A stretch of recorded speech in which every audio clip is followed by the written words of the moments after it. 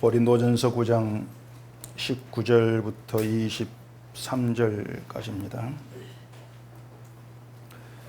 내가 모든 사람에게서 자유로우나 스스로 모든 사람에게 종이 된 것은 더 많은 사람을 얻고자 함이라.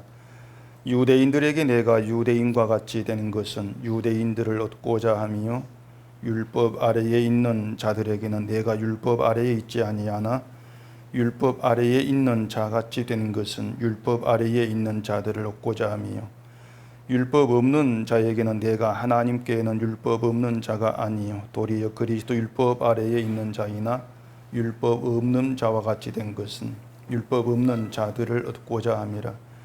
약한 자들에게 내가 약한 자와 같이 되는 것은 약한 자들을 얻고자 함이요 내가 여러 사람에게 여러 모습이 된 것은 아무쪼록 몇 사람이라도 구원하고자 함이니 내가 복음을 위하여 모든 것을 행함은 복음에 참여하고자 함이라. 아멘. 기도하겠습니다.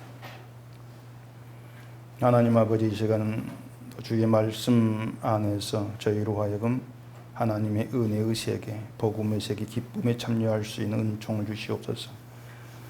예수님 이름으로 기도합니다. 아멘. 오늘은 주보 앞에 있는 그림 얘기부터 하고 시작하십시다. 아무래도 그 그림 내용이 그냥 넘어가면은 무슨 내용인지 모를 분들이 많을 것 같아서 제가 해석을 해드리는 것이 좋을 것 같아요. 여러분은 주보 그 그림으로 보니까 괜찮은데 또 인터넷으로 그 설교 보는 분들이 많이 있는데 이제 그분들은 무슨 그림일지 모를 거니까 그림부터 제가 자세하게 얘기를 하겠습니다. 하여튼 이런 친절한 목사가 없다니까요. 자, 그림의 크기가 다른 새 두 마리가 가지에 앉아 있습니다. 몸집이 작은 새하고 그보다 몇 배는 큰 새가 있는데 큰 새가 이제 부리를 벌려서 작은 새를 바라보는데 작은 새 머리가 거의 큰 새 입에 들어갈 정도 그렇게 되어 있죠. 근데 작은 새가 입에 벌리를 물고 큰 새를 이제 바라보고 있습니다. 이게 그냥 그림이 아니고요. 사진이에요. 사진인데 합성 사진 아니고 실제 사진입니다. 물론 제가 찍은 건 아닙니다. 이게 무슨 상황인 것 같아요? 내막을 아는 분은 당연히 무슨 상황인지 압니다. 굉장히 쉬워요. 내막을 모르면 이걸 어떻게 해석하게 될지 굉장히 애매합니다. 일단 작은 새가 큰 새 입에다가 자기가 물고 온 벌리를 주려고 하는 것처럼 보이죠. 근데 그렇게 해석하게 되면 당장 이제 의문이 들게 되어 있습니다. 작은 새가 무슨 이유로 자기보다 덩치가 몇 배나 큰 새 입에다가 먹이를 넣어 주려고 할까? 그게 또 설명이 돼야 되겠죠. 상식적으로 그런 상황이 있겠냐고 하는 거예요.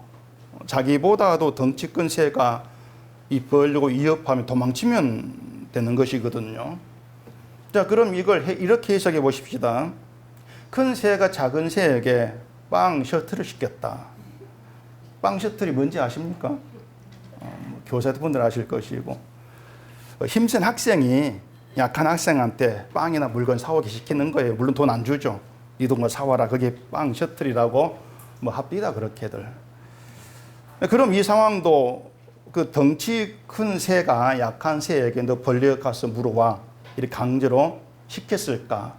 그러면 약한 새는 두들겨 맞을 게 겁이 나가지고 벌레 물어와 일단 먹어라 그렇게 주는 그런 상황이 있냐고 하는 거죠. 뭐 얘기는 가능하는데 그건 억지죠. 억지적인 이제 해석이 되는 것이죠. 왜냐하면은 뭐 새 두 마리가 같은 동네 사는 것도 아니고 도망치면 되지 않습니까? 그러니까 이게 이제 내막을 모르면 어떤 해석도 맞지가 않는 거예요. 사진만 보고는 이야기를 해석을 만들어낼 수는 있습니다. 근데 바른 해석은 되지를 못하는 거죠. 일단 그것이 지금 교회에 생겨지고 있는 해석 수준이다. 그렇게 생각하시면 될 것 같아요. 성경에는 내막이란 게 있습니다. 내막이란 게 있어가지고 왜 이런 상황이 벌어지고 왜 이런 이야기가 있는지 내막이 있기 때문에 그 내막을 무시하거나 내막을 덮어버리거나 내막을 알려하지 않고 어떤 그림만 보고 글자만 보고 이야기를 풀어가려고 하기 때문에는 결국 해석을 만들어낼 수밖에 없는 겁니다. 내 이야기를 만들어낼 수밖에 없는 것이고 결국 자기 멋대로 자기 이야기를 하는 그런 결과가 돼버리는 거죠. 그러니까 당연히 모순이 있을 수밖에 없는 것이고 성경과는 거리가 멀어질 수밖에 없는 겁니다. 근데 그런 이제 모순을 덮어버리면서 그런 이제 자기 이야기, 엉터리 같은 해석을 받아들이고 그걸 은혜 받았다고 하는 것이 지금 교회의 수준인 거예요, 사실은요. 자, 오늘 그림 해석을 하겠습니다. 주보 사진에서 덩치 큰 새는 뻐꾸기 새끼입니다, 이건. 뻐꾸기 새끼예요. 그리고 몸집 작은 새는 뱁새 음입니다. 뻐꾸기가 자기 새끼를 어떻게 키우는지 다들 아실 것인데 그걸 알면은 그림은 해석이 이제 되는 거죠. 뻐꾸기는 알을 뱁새나 다른 새 둥지에다가 낳습니다. 자기 알을 낳으면서 거기 있는 알 하나를 자기가 먹어버려요. 알 숫자를 맞추려고 먹어버립니다. 그러면 이제 그 새 어미새는 자기 알인 줄 알고 열심히 부화해가지고 그 새끼를 낳고 키웁니다. 사진의 뱁새도요, 자기 새끼 아닌 것을 자기 새끼인 걸로 알고 먹이를 주고 있는 거예요, 지금. 그게 그런 상황입니다. 아시겠죠? 그럼 이놈의 뻐꾸기 새끼가 어느 정도 크면은 이제 엄마 뻐꾸기가 와가지고, 근처 와가지고 울음 소리를 낸다 그래요. 그러면은 이 뻐꾸기 새끼는 그 뱁새 엄마한테 그동안 키워줘 고맙습니다. 말 한마디 안 하고, 말 못하겠지만은 어떤 인사 한마디 안 하고 진짜 어미에 날아가 버립니다. 그게 뻐꾸기 못된 이 뻐꾸기예요. 그 사진의 성경 구절 보세요. 주보 거기에. 로마서 9장 25절이죠. 호세아의 글에도 이르기를 내가 내 백성 아닌 자를 내 백성이라 사랑하지 아니한 자를 사랑한 자라 부르리라. 하나님이 내 백성 아닌 자를 내 백성이다. 그게 신자예요. 그게 신자고 이게 마치 그 뻐꾸기 새끼하고 뱁새 어미 관계 같지 않습니까? 그럼 우리는 백성 아닌 자를 백성이라 하신 것 때문에 감사하느냐? 하나님 제가 결코 복인하겠습니다 하면서 하나님을 사랑하고 보답하는 그런 사람이겠느냐? 아니에요. 이 못된 뻐꾸기 새끼 똑같습니다. 우리가. 우리는 늘 하나님의 음성 말고 다른 음성을 듣고 그 뻐꾸기에 자기 업이 찾아가는 것처럼 마음이 훅 날아가 버려요. 늘 우리 그렇지 않습니까? 그게 하나님과 하나님 백성 관계 내막이에요. 제가 내막이라고 하는 것이 뭐냐면은 인간은 누구도 내가 발벗고 나서서 하나님을 믿고 의지할 그런 존재가 아니라는 겁니다. 그게 내막으로 깔려야 돼요. 근데 그런 내막을 모르니까는 결국은 하나님을 위해서 열심히 헌신하자고 하고 은혜를 보답하자 이런 말이 나오게 되어진단 말입니다. 내막을 모르니까. 하나님과 인간 내막을 모르니까. 근데 그러면서도 그것이 십자가 은혜를 멸시하는 것임을 또 몰라요. 그 자체가. 이게 내막을 무시하고 성경을 해석하는 위험성입니다. 십자가 은혜를 내가 멸시하고 조롱하고 있는데 그걸 모른다. 오늘 본문의 20절에 그렇게 얘기합니다.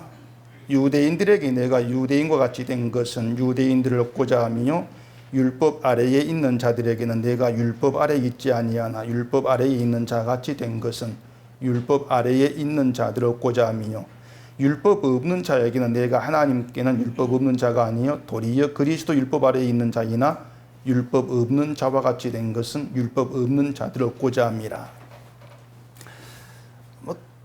길게 있지만 간단하게 얘기해서 바울이 유대인들에게는 유대인같이 되어주고 또 율법 아래에 있는 자들에게 율법 아래에 있는 자같이 되어주고 율법 없는 자에게는 율법 없는 자같이 그렇게 되어줬다. 이제 그런 내용이거든요. 그러니까 이게 마치 사도가 모든 사람들에게 자기가 잘 맞춰주는 것처럼 그렇게 보이지 않습니까? 그래서 어떤 이제 목사가 이 본문을 가지고 바울의 변화라는 제목으로 설교한 걸 제가 봤는데, 이걸 가지고 바울이 이제 성격과 인품이 변화되고 성숙되었다, 그렇게 해석을 해서 말을 하더라는 겁니다.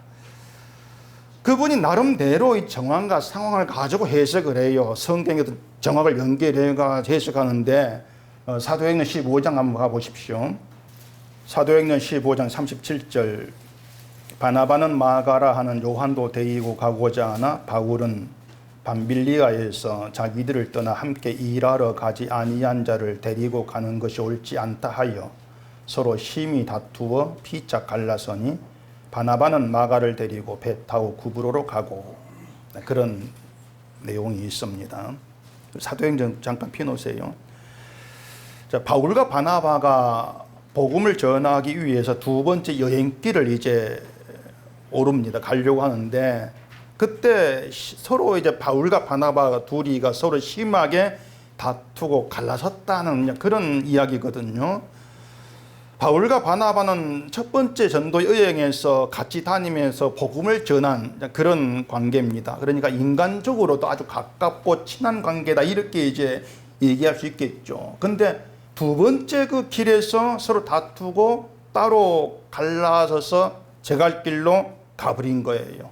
꽤 심하게 다투었다, 그렇게 이제 볼 수가 있는데, 그 이유가 뭐냐면은 마가를 데리고 가지 말자, 그 의견 충돌이었습니다.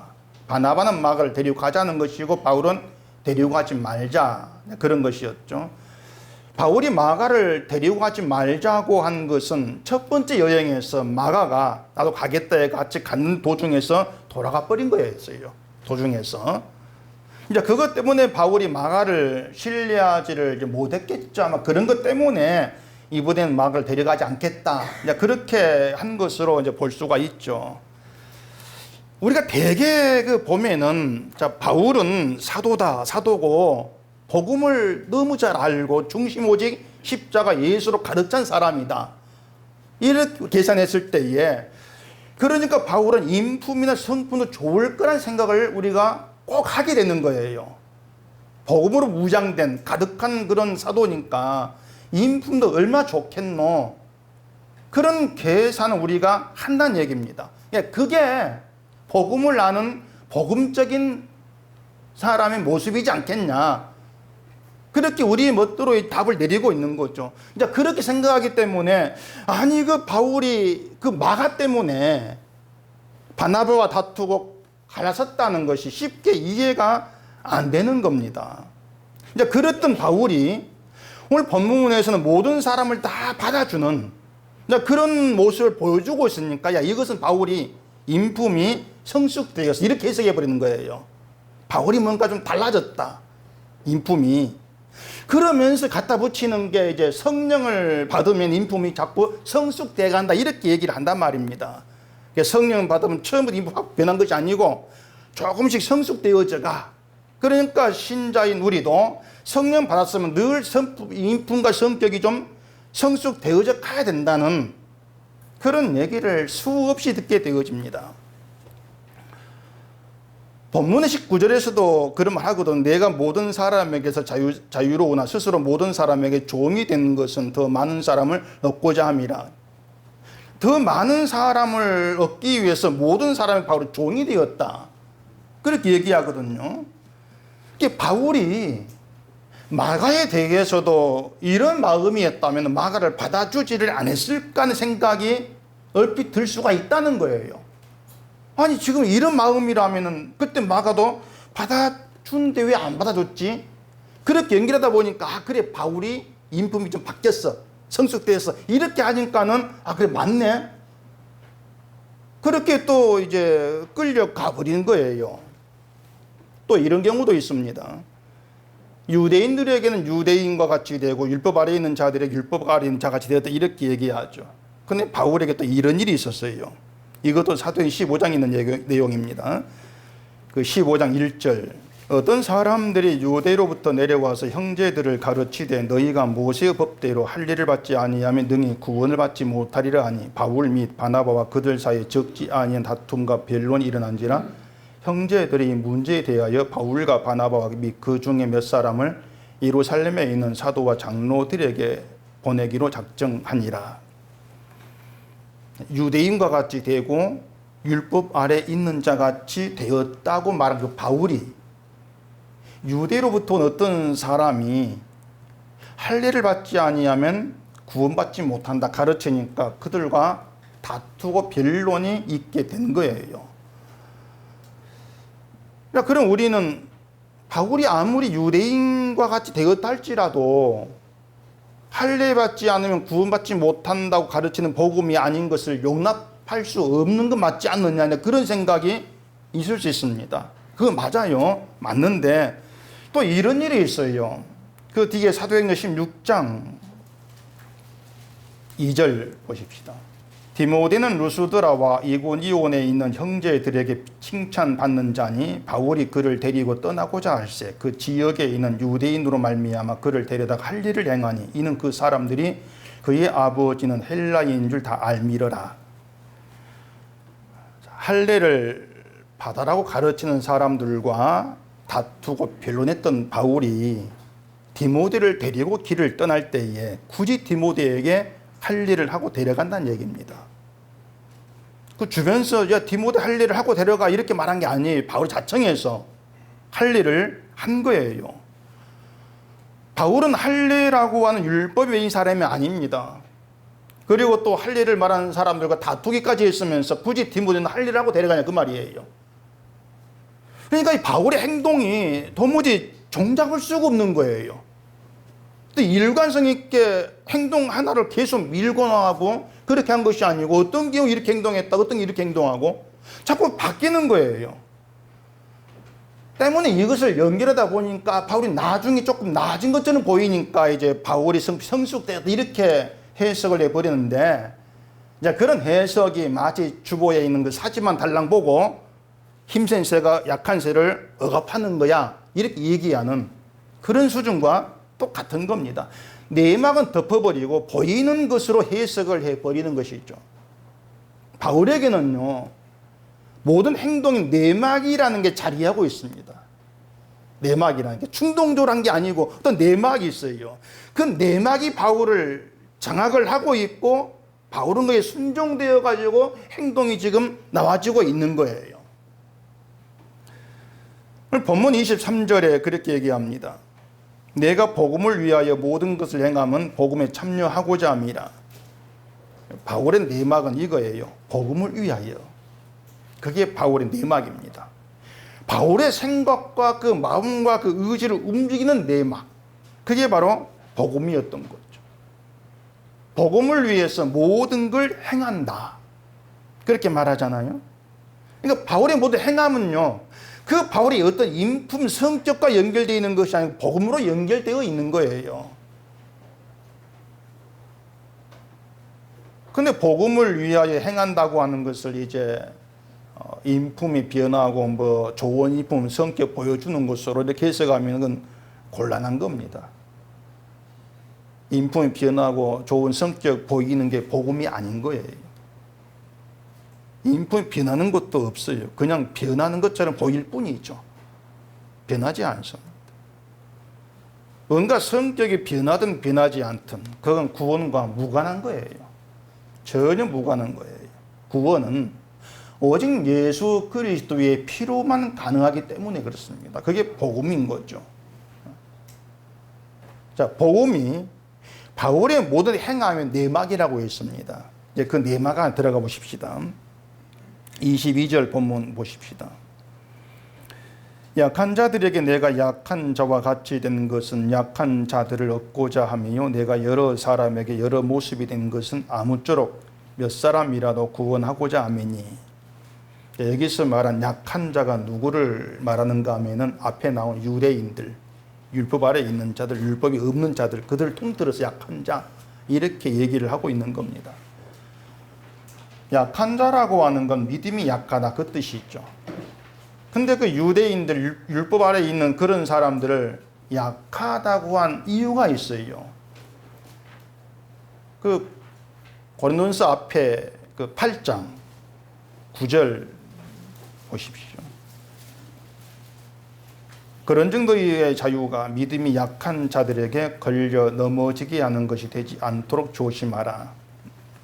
이 구절 고린도 교회가 우상 제물로 인해서 이제 문제가 있었던 그 내용인데 막 기억하실 겁니다.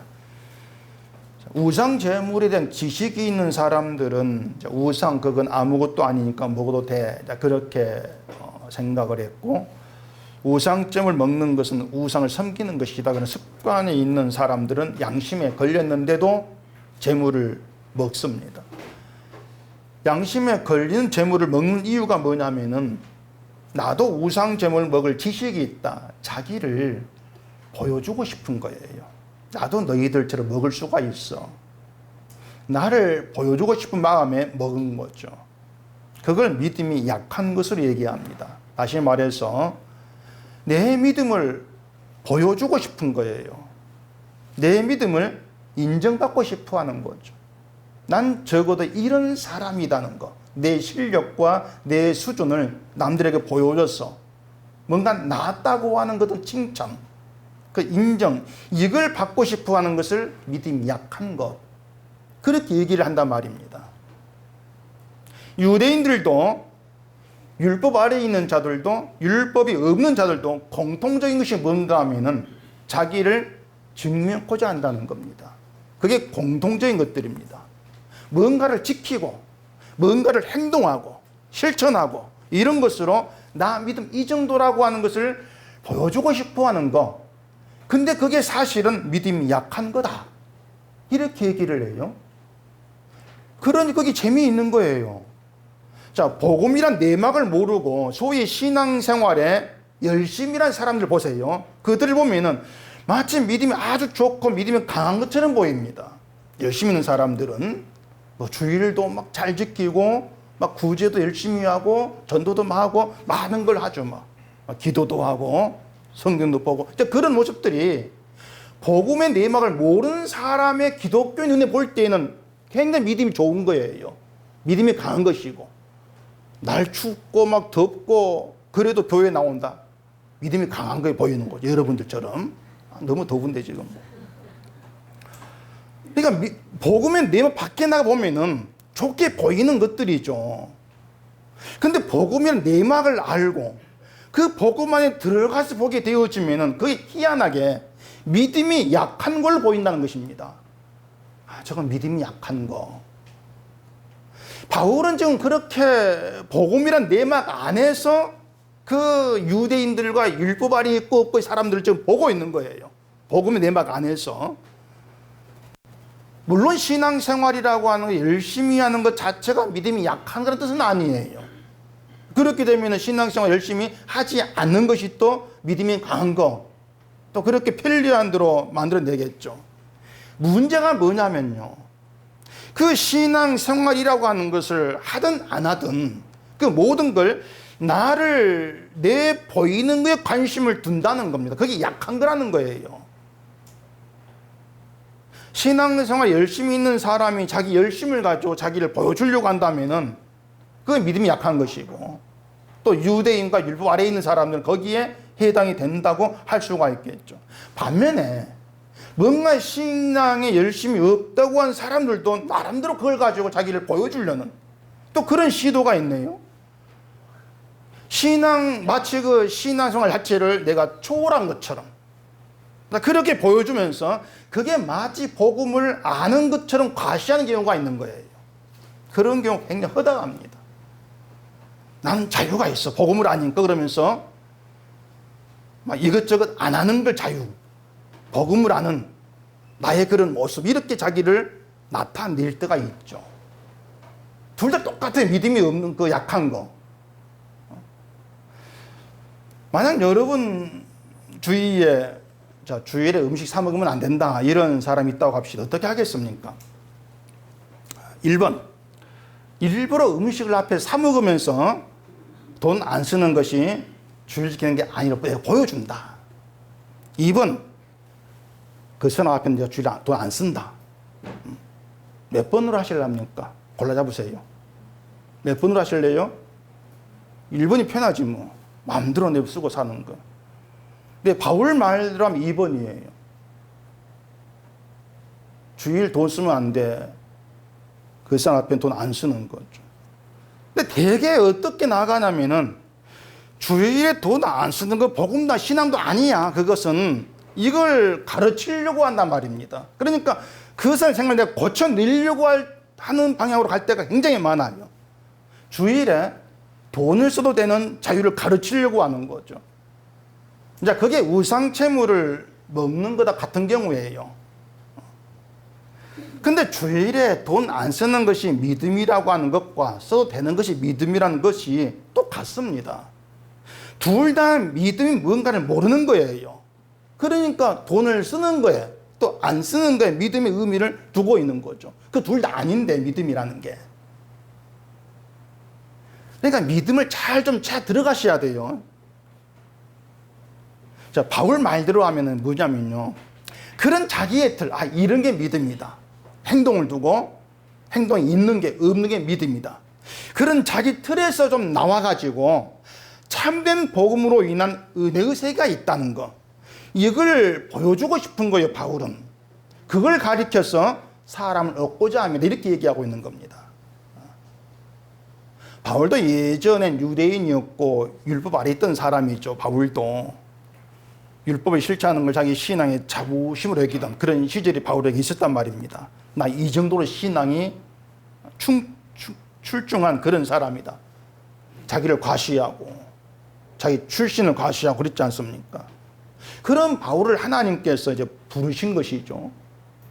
그걸 로마서 1장 1절에 그러거든요. 예수 그리스도의 종 바울은 사도로 부르심을 받아 하나님의 복음을 위해 택정함을 입었으니. 자, 바울이 하나님의 복음을 위해서 선택을 받고 부르심 받았는데 하나님께서 불러내심으로 인해서 빠져나온 자리가 뭐냐면 율법의 자리예요. 바울이 있어 율법의 자리이고 유대인 자리예요. 거기서 빠져나온 게 하나님 부르심이에요. 그 자리에서 나오고 나니까 내가 뭔가를 지키고 실천해서 내 믿음을 과시한 그것보다도 십자가의 그 은혜, 복음에 참여되어 가지고 누리는 은혜 세계에 있더라는 겁니다. 빠져나오고 보니까. 그러니까 그 자기 자리에서 나오고 나니까 복음에서 참여되고 나니까 복음 안에서는 내가 신앙이 좋아야 될 이유가 없더라는 거예요. 그걸 바울이 아는 거죠. 그러니까 복음에 참여한다고 하는 것이 그런 의미예요. 구원의 세계, 은혜의 세계라고 하는 것은 내가 신앙이 좋아야 될 이유가 없는 세계라고 하는 겁니다. 그것만 알아도 얼마나 그 자유입니까? 그러니까 우리는 뭐냐면 내가 신앙이 좋아야 되는 거예요. 뭘 했더라도. 그럼 내가 보여줘야 되죠. 그게 기존 신앙 세계인데 그게 나오고 나니까 그렇네. 내가 신앙에 좋아야 될 이유가 없네. 왜? 나는 복음을 믿으면 되니까. 예수가 계시니까. 예수님 완성 안에 들어있으니까. 그게 바울의 복음에 참여하게 되는 거. 그 기쁨이고 가벼움 자유였던 것이죠. 그래서 기독교인들에게 참 깨지기 힘든 게 그겁니다. 내가 신앙이 좋아야 돼. 이게 참 깨지기 너무너무 힘들어요. 내가 신앙이 좋아야 돼. 내가 예수를 믿고 복음을 알게 되었으면 믿음이 더 나아져야 되고 갈수록 좀 좋아져야 되고 또 내가 믿음이 좋은 모습 보여줘야 되지 않겠는가 이 생각에서 벗어나지를 못합니다. 그러니까 주일에 돈 쓰면 안 된다는 것도 그런 생각이 나오는 것이고 써도 돼 이런 것도 그런 생각이 나오는 거예요. 근데 어떤 생각한다 할지라도 그 중심에 복음이 있는 건 아니다. 복음이란 내막이 있는 것은 아니다. 그겁니다. 그래서 바울이 유대인 같이 되고 율법 아래 있는 자 같이 되고 율법 없는 자 같이 되고 그렇게 해서 복음은 바로 그런 틀에 갇힌 너희를 끄집어내는 거야. 그게 복음이야. 그걸 보여주고 싶어 하는 것이죠. 그게 바울이 사람 얻는다는 그 의미가 되는 거예요. 사실 바울이 유대인 같이 되었다가 율법 없는 자 같이 되었다가 이렇게 왔다 갔다 하면은 사람들에게 아니 사도가 저렇게 줏대가 없나 그런 뭔가 좋지 않은 말을 들을 수가 있습니다. 인터넷 같은 댓글 다 달리겠죠. 서로 아니다 이런 식으로. 근데 바울은요, 자기가 어떤 말을 듣든지 간에 거기에 대해 전혀 생각지를 않은 거예요. 그러니까 내가 좋은 말 드려야 되겠다. 내가 어떻게 보여주고 어떤 말 듣겠다는 그런 생각 자체가 바울에게 없는 거예요. 만약 그런 생각으로 복음을 전한 것이었으면 바울은 복음을 위해서가 아니고 자기를 위해서 복음을 전한 게 돼버리겠죠. 바로 이것이 복음을 위해 모든 걸 행한다고 하는 바울의 내막입니다.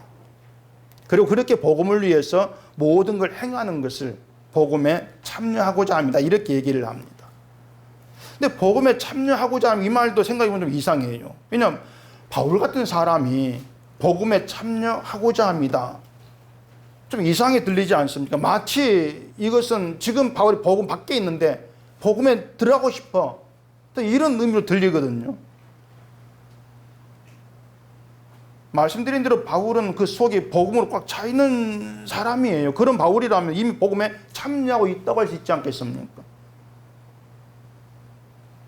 그래, 바울은 복음에 참여하고 있을 건데 이렇게 들린다면은 그게 무슨 증거냐면요, 우리가 늘 믿음이나 복음을 나의 실력으로 간주하고 살아간다는 증거입니다. 그래, 바울 정도면은 복음이 참여하고 있겠지. 그리 생각이 나온다는 게 복음은 바울의 실력으로 보는 거예요.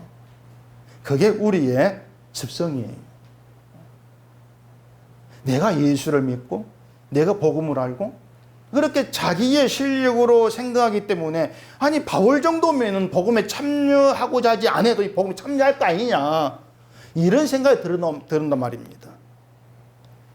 여러분들이 지금 좀 잘 들으셔야 될 것이 뭔가 하면은요, 신자가 복음을 위해 산다고 하는 것은 복음에 의해서 사용되어지고 있는 존재라는 것이지 내가 복음을 알아서 그 복음의 정신과 의미를 내가 실천해내는 그게 아니라는 거예요.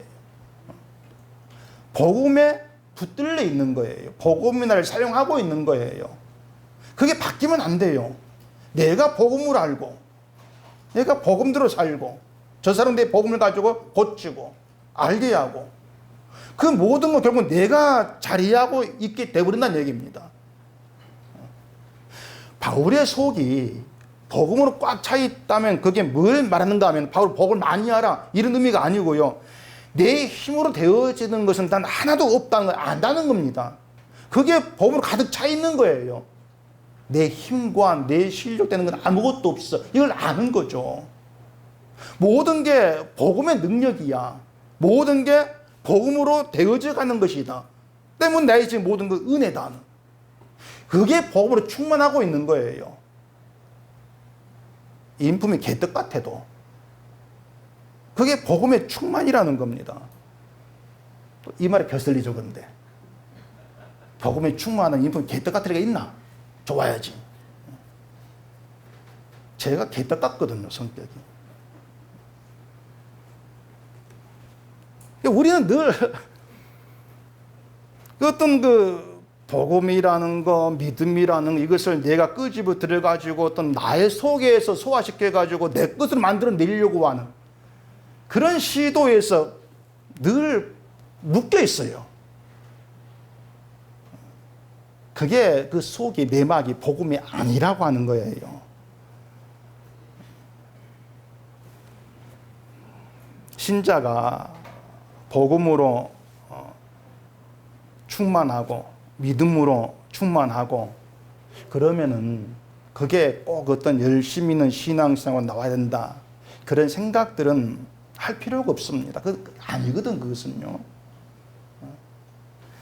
내가 믿음으로 충만하고 복음으로 충만하면 충만한 그 복음, 그 믿음에 의해서 늘 알아가는 것이 내 실력이 아니다, 내 힘으로 되어지는 것도 아니다. 나는 늘 사용되고 있을 뿐이다.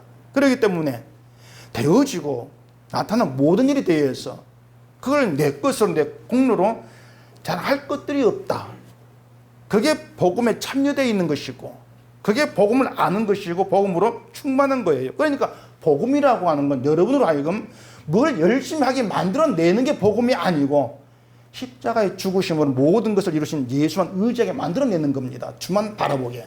그게 복음이에요. 복음서에 이런 내용이 있습니다. 예수님이 제자들에게 고난받고 또 장로들과 제사장들에게 버림받고 죽임당하고 4일 만에 살아날 거다 이렇게 가르쳤어. 제자들에게 가르치니까 그 말 들은 베드로가 예수를 붙들고 항변했지 않습니까? 그때 베드로에게 하신 말씀이 아주 의미심장하죠.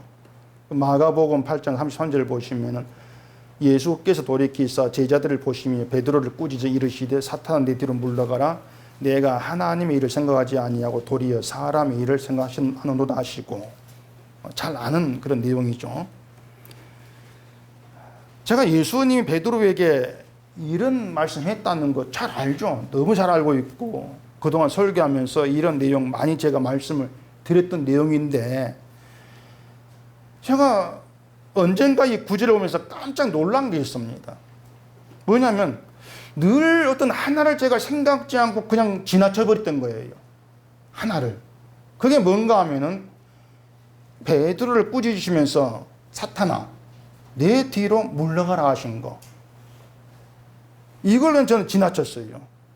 자, 베드로를 사탄으로 칭하시면서 왜 예수님 뒤로 물러가라고 하시냐 말입니다. 뭐 때문에? 베드로에겐 사탄적인 사고방식을 책망하려고 하신 것이라면은 너 그러니까 버려 이렇게 말씀하시는 거 아니면은 아예 야 썩 꺼져라 이렇게 하실 수 있는데 사탄이 이랬으니까 썩 꺼져라.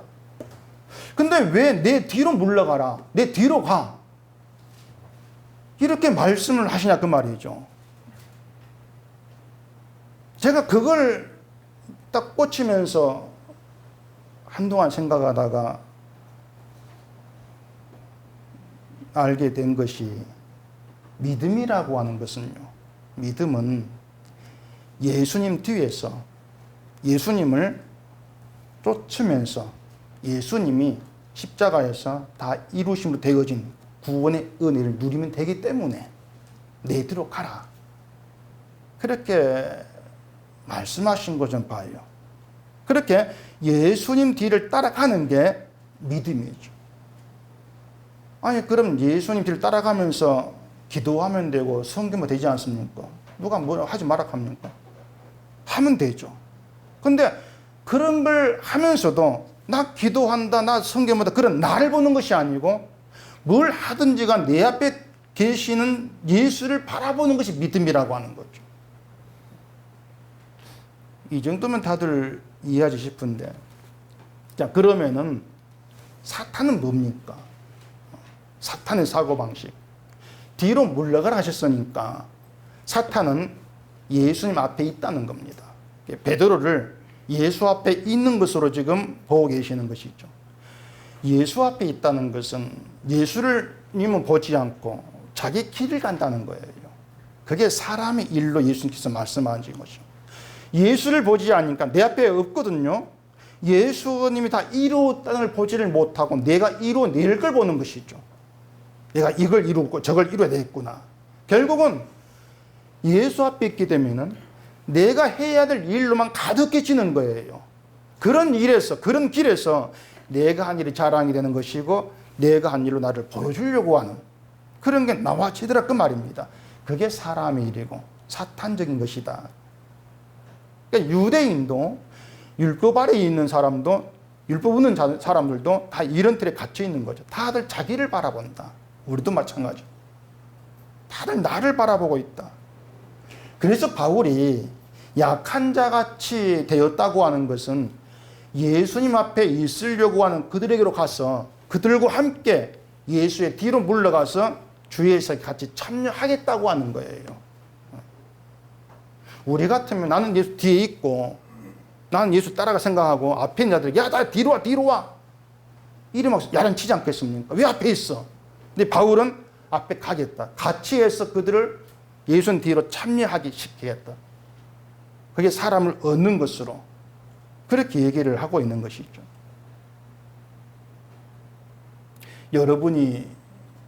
구원을 받으셨다면요, 그것은 내 백성 아닌 자를 내 백성이라 하시고 사랑하지 아니한 자를 사랑한 자를 이렇게 불러주신 하나님의 긍휼과 자비로 되어진 일입니다.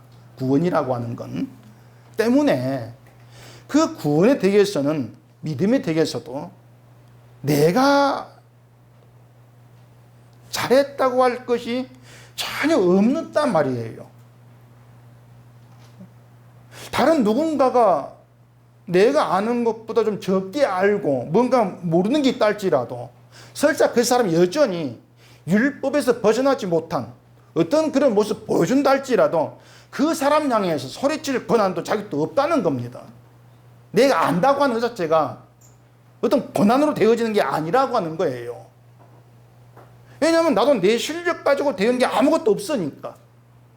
바울이 그걸 아는 거죠. 바울도 복음 아는 건 내 실력 아니다. 그걸 아는 거죠.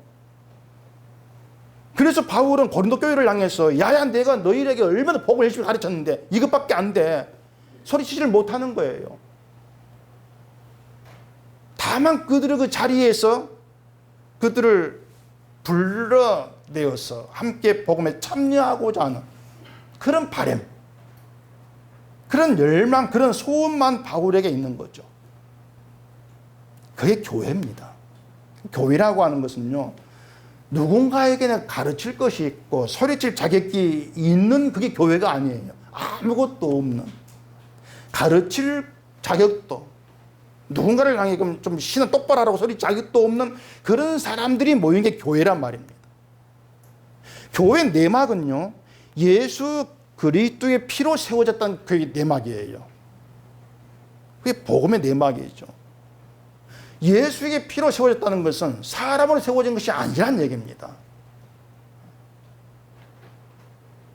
여러분이 복음을 아신다면 그렇게 복음에 참여된 자로 함께하는 교회인데, 그런 교회에도 믿음이 약한 자는 있는 거예요. 교회에도. 교회는 그들을 업고자 하는 마음으로 약한 자들에게 약한 자같이 될 수가 있는 겁니다. 하나님 긍휼을 받았다면 긍휼을 먼저 받은 자로서 그걸 나누어 주라고 하는 거죠. 긍휼을 나누어 줌으로써 약한 자들과 함께 복음에 참여하고자 하는 것, 그게 교회에서 나타내야 될 복음의 내막인 거예요. 약한 자들에게 약한 자같이 되라고 할 때 이걸 하나 기억하시면 됩니다. 누구의 덕에서든 나 자신이 나타나지 않으면 된다는 거예요. 누구의 덕에서든. 예수님 뒤에서 따라가다 보면은 그 길로 가게 되어 있습니다. 나를 나타내지 아니한 길로. 그래서 성령이 오셨다고 하는 우리를 예수님 뒤에 세우기 위해서 오시는 거예요. 예수님 뒤에 세우신다는 것은 나를 목적으로 하는 것은 믿음이 아니라는 겁니다. 예수 믿는 나가 아니고 나를 부르신 예수, 그게 되어져야 되죠. 근데 불러냈다는 것이 개인적인 문제가 아닌 거예요. 내가 내 백성 아니라 내 백성이라 부르셨다고 하는데, 여기서 내 백성은 이스라엘을 가리키는 겁니다. 이스라엘 통째, 공동체를 가리키는 거예요. 백성 하나 직칭하는 게 아닌 거예요. 이스라엘 통째로 해서 내 백성, 이렇게 부르시는 것이죠. 따라서 하나님 부르신 백성이 나다, 그렇게 보지 마시고 교회다, 주의 몸된 교회다, 이렇게 생각하시라는 것입니다. 그래서 교회는 복음을 내막으로 해서 존재하는 것이고 복음을 내막으로 존재하는 것이기 때문에 그 안에서 내가 인정돼야 될 것은 없다, 늘 그런 결론을 가지고 살아가셔야 됩니다. 근데 우리는 내가 늘 인정되고 싶은 습성이 수시로 튀어나오게 되어 있습니다. 나는 그걸 모르고 내 습성대로 할 때가 있죠. 그런 습성도 받아주면서 함께 복음에 참여하고자 하는 그런 마음이 있다면 그것이야말로 성령이 함께한 신자죠. 우린 그렇게 복음을 위해 살아갈 인생으로 부름 받은 거예요. 복음을 산다고 특별히 뭐 할 게 따로 막 주어지는 게 아니에요. 예수님 뒤에서 따라가시면 돼요. 주께서 이루신 완성된 세계 안에서 따라가시면 되죠. 그것이 내 인생이 아니고 복음이 나를 사용한 인생으로 머물러 살아가는 거예요. 여러분이 하실 일은 제가 말씀을 드릴게요. 예수님 뒤에서 예수님이 하신 일을 바라보시면 됩니다. 그게 여러분의 할 일입니다. 그리고 주가 하신 그 일로 누리게 된 은혜에 깊이 들어가시면 되고, 걸어간 마음이 하나님 있게 하신 함께 지체된 교회에 나누어지고 전해져야 된다는 거. 그게 내 할 일이다. 늘 그런 가운데에서 교회가 그렇게 주의 몸된 교회로, 복음의 내막에 자리한 그런 교회로 증거되어지기를 바랍니다. 기도하겠습니다. 우리 아버지 하나님, 우리가 예수를 말하고 믿음의 길을 간다고 했을 때 내 안에 있는 내막이 무엇인가부터 더듬어 생각하게 하시옵소서. 내가 내 속에 내막으로 자리하는지, 복음이 자리하는지 나를 돌아보게 하시옵시고, 나의 기존의 자리, 그 틀에서 빠져나와서 예수 그리스도와 누리는 복된 은혜의 세계, 복음의 세계를 누리면서 그 복음이 또한 전해지고 그 역할을 감당해내가는 저희가 되도록 해주시옵소서. 예수님 이름으로 기도합니다. 아멘.